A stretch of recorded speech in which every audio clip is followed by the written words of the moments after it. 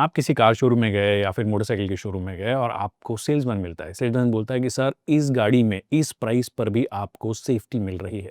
और आप तुरंत पिघल गए कि बात तो सही है यार, गाड़ी सस्ती है, मतलब उतनी महंगी नहीं है, उसके बाद भी सेफ्टी आपको दे दी है, एबीएस आपको दे दिया है, तो ये तो अच्छी ही बात होगी। बट कभी आपने सोचा है कि जो एबीएस सिस्टम्स आपकी गाड़ी के साथ में आ रहे हैं, आपके फोर व्हीलर के साथ में आ रहे हैं, बाइक के साथ में आ रहे हैं, जो कि सिंगल चैनल एबीएस है, कार के केस में डुअल चैनल एबीएस है, क्या ये इनफ है? क्या ये फुल प्रूफ सेफ्टी जो है उसको इंश्योर कर सकते हैं? अगर आप पूछोगे सेल्समैन से तो मोस्ट केसेस में ऐसा होगा कि उसको पता ही नहीं होगा, और अगर पता भी होगा तो वो क्यों बताएगा कि भैया सिंगल चैनल एबीएस आपकी बाइक में और डुअल चैनल एबीएस आपकी कार में जो है वो फुल प्रूफ सेफ्टी नहीं है, और कई बार आधी सेफ्टी भी जो होती है वो नो सेफ्टी ही होती है। तो आज उस पर हम बातचीत करेंगे, आपको समझाने की कोशिश करूंगा मैं कि क्या ये एबीएस के नाम की जो चीज़ चल रही है देश में, सिंगल चैनल एबीएस बाइक्स में और डुअल चैनल एबीएस कार्स में, क्या वो एक्चुअली सेफ हैं भी या नहीं है?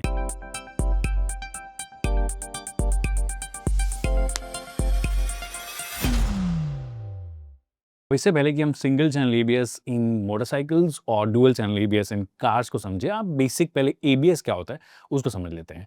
एबीएस का फुल फॉर्म है anti lock braking system. Anti lock जैसे कि नाम से ही समझ में आ रहा है कि लॉक नहीं होने देता है। किस चीज़ का लॉक नहीं होने देता? आपके टायर्स को सडन ब्रेकिंग में या इमरजेंसी ब्रेकिंग में आपके टायर्स को लॉक नहीं होने देगा।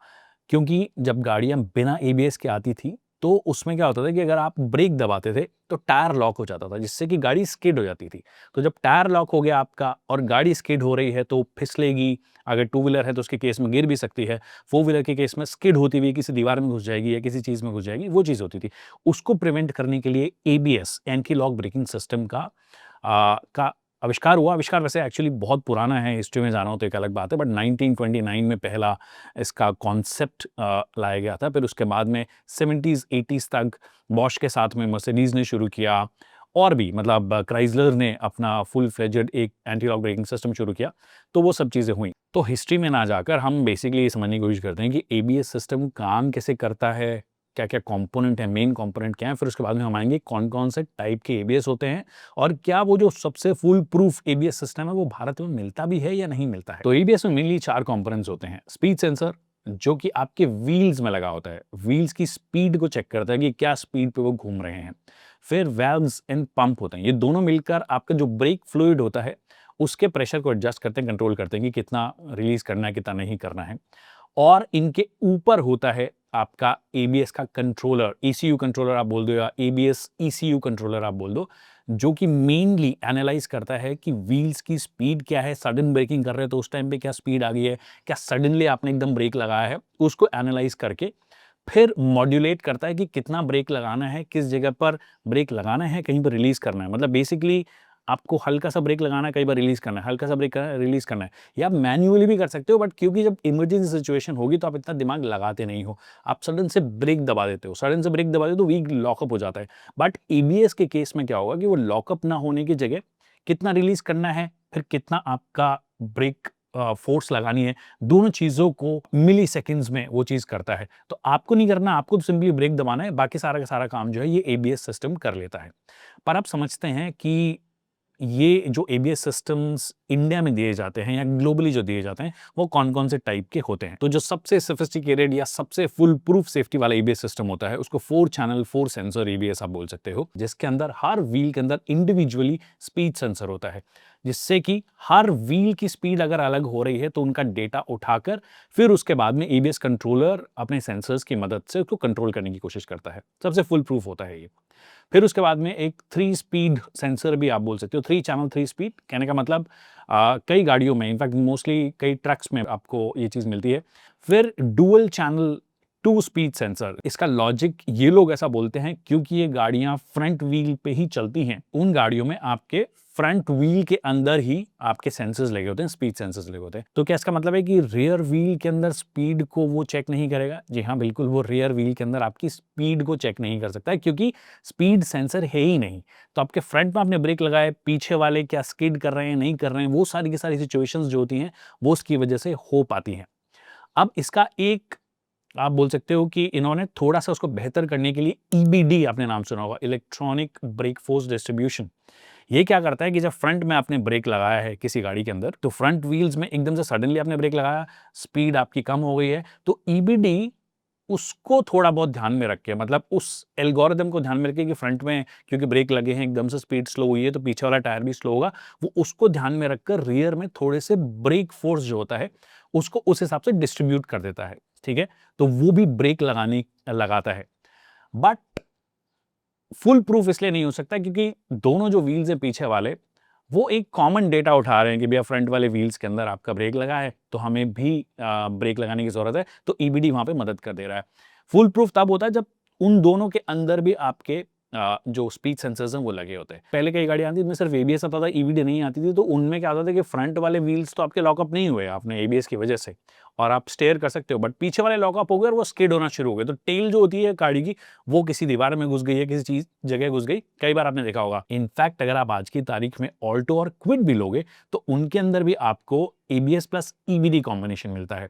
एक और चीज, ईबीडी के बाद भी क्या हुआ कि स्टेबिलिटी खो दे रही थी गाड़ियां, जब सडन ब्रेकिंग हो रही है या सडन आपने किसी एक्सीडेंट वाली सिचुएशन में हो या सडन आपने ब्रेकिंग कर दी है, तो उस केस में स्टेबिलिटी चली जा रही थी, डिस्पाइट द फैक्ट कि फ्रंट वाला व्हील लॉकअप नहीं हो रहा था, थोड़ा सा स्टेयर हो रहा था, पीछे वाला ईबीडी की मदद से भी ऑफ कोर्स थोड़ा बहुत ब्रेक लगा दे रहा था, बट एक प्रॉपर स्टेबिलिटी नहीं आ पा रही थी। उसी वजह से इलेक्ट्रॉनिक स्टेबिलिटी कंट्रोल या इलेक्ट्रॉनिक स्टेबिलिटी प्रोग्राम, ईएसपी या ईएससी का आपने नाम सुना होगा, जिसका काम वही था कि ऐसी वाली किसी भी सिचुएशन में डेटा ईबीएस भी उठा रहा है, व्हील मतलब जो स्पीड सेंसर है उसके मदद से, फिर उसके बाद में ईबीडी भी काम कर रहा है और इन दोनों को कॉम्प्लीमेंट करता है ईएससी, जिससे कि थोड़ी स्टेबिलिटी हो, ऐसा और ज्यादा बेहतर कंट्रोल आपकी गाड़ी पे हो जब आप एकदम से सडनली ब्रेक लगा रहे हो।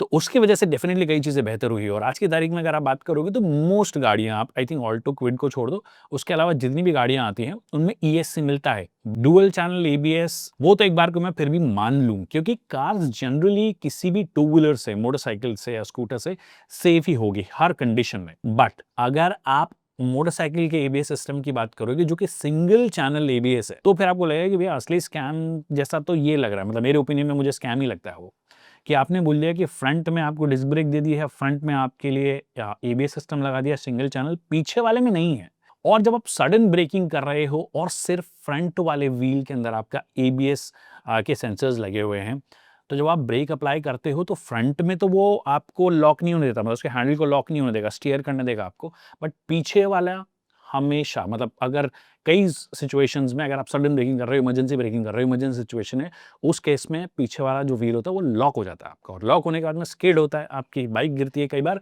फेटल हो जाता है। इनफैक्ट कई एबीएस की गाड़ियों में अगर आप डेटा भी उठा के देखोगे तो सबसे ज्यादा एक्सीडेंट्स के जो रीजन है वो सिंगल चैनल एबीएस ही निकलेंगे आपको। एबीएस होते हुए भी फेटल हो गया, वो इसलिए हो गया क्योंकि वो लॉक हो गया व्हील, और व्हील लॉक हो गया तो कई बार पास से कोई गाड़ी चली गई उसके ऊपर से या कुछ और हो गया, अलग सिचुएशंस हो गई, तो वो काफ़ी डेंजरस है। बट उसके बाद भी भारत में ऑफ कोर्स 125 सीसी की जो मोटरसाइकिल्स आई थी 2019 में या 20 में आता है लॉ कि आपको 125 सीसी की से ऊपर की जो बाइक्स हैं, 125 सीसी की जो बाइक्स हैं, उनके अंदर आपको एबीएस देना पड़ेगा। अब मैन्युफैक्चरर्स का क्या काम है? मैन्युफैक्चरर्स ने बोला कि भैया लॉ बनाया है, पर लॉ में ये तो नहीं लिखा हुआ कि डुअल चैनल एबीएस ही देना है, तो क्यों ना हम सिंगल चैनल एबीएस ही दे दें, लोगों को भी लग जाएगा सेफ है, गवर्नमेंट भी खुश हो जाएगी, भैया कंप्लाइंट तो है ही है, मतलब कंप्लाइंस तो फॉलो कर ही रहे हैं, तो क्यों ना हम सिंगल चैनल एबीएस से काम चलाएं, और वो काम चला दिया है उन्होंने। तो आपको जो चीज़ ध्यान में रखनी है एक तो ये कि आपको अपनी राइडिंग हैबिट्स जो हैं उनको थोड़ा सा चेंज करना है। हम जनरली क्या करते हैं, मतलब सबकॉन्शियसली, क्योंकि हमें बचपन से जब भी टू व्हीलर सिखाए गए हैं, और आई थिंक अभी वाली जनरेशन का मुझे पता नहीं, बट हमारी वाली जनरेशन में यही होता था कि जब भी आपको ब्रेक अप्लाई करना है तो रेयर वाला ब्रेक ही अप्लाई करते थे, फ्रंट वाले ब्रेक को अप्लाई कैसे लगते थे कि स्केड हो जाएगा। जी हाँ, ऐसा होता भी था। तो हमारी आदत सबकॉन्शियसली हमें रियर ब्रेक्स जो हैं उनको स्लैम करने की ही पड़ी हुई है। अब आपको क्योंकि फ्रंट में सिंगल चैनल एबीएस है, वो कंपैरेटिवली बेटर काम करेगा, आपको बेटर स्टेबिलिटी देगा या सडन सिचुएशंस में ज़्यादा बेहतर काम करेगा, तो कोशिश करो कि अब आप फ्रंट ब्रेक्स का इस्तेमाल ज़्यादा करो। आई नो एक बार के शुरू में आपके लर्निंग कर्व थोड़ा सा ऐसा लगेगा, बट मैं आपके सामने एक एग्जाम्पल हूँ। पहले मैं रियर ब्रेक्स बहुत ज़्यादा यूज़ करता था, बट अभी मैं ना के बराबर यूज़ करता हूँ, सिर्फ फ्रंट ब्रेक्स ही यूज़ करता हूँ।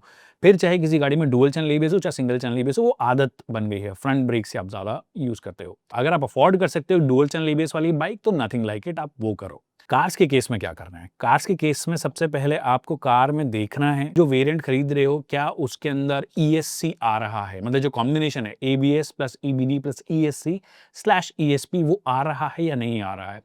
अगर मिल रहा है तो आप वो प्रेफर कीजिए। तो पॉइंट यही है कि अपनी सेफ्टी अपने हाथ में है। और ये जो स्पेशली टू व्हीलर के केस में सिंगल चैनल ABS नाम की जो चीज़ है, जो कि मेरे हिसाब से तो एक स्कैम ही है। क्योंकि लोगों को ना तो एजुकेट किया गया है कि कैसे सिंगल चैनल एबीएस वाली बाइक्स को चलाना है, कैसे इनको काम में लेना है, ना ही लोगों को सिंगल चैनल एबीएस और डुअल चैनल एबीएस के बारे में बहुत एजुकेट किया गया है हमारे यहाँ पर जनरली भी। ये कोशिश मेरी तरफ से बीच-बीच में मैं करता रहता हूँ। अगर आपको ये वीडियो समझ में आया हो कि ये किसी के भी काम आ सकता है, तो आप प्लीज़ उसको फॉरवर्ड कीजिए, अपने ग्रुप्स में फॉरवर्ड कीजिए। और अगर इस तरीके के एक्सप्लेनेटरी वीडियोज़ चाहिए आपको, कुछ टॉपिक्स हों जो आपके दिमाग में हों कि भई ये क्या चीज़ है, टर्म पढ़ रहा हूँ मैं, ब्रोशर में आ जाती है या कहीं पे पढ़ लेता हूँ, कोई रिव्यूअर बता देता है। मेरे जैसे रिव्यूअर भी कई बार रैंडमली कुछ टर्म्स थ्रो कर देते हैं, तो इनका मतलब क्या है? तो अगर ऐसा कोई टॉपिक आपको सजेस्ट करना है तो प्लीज़ कीजिए। मैं उसका जल्द से जल्द जवाब दूँगा, जल्द से जल्द उसका वीडियो बनाने की कोशिश करूँगा। Thank you so much people for watching this video.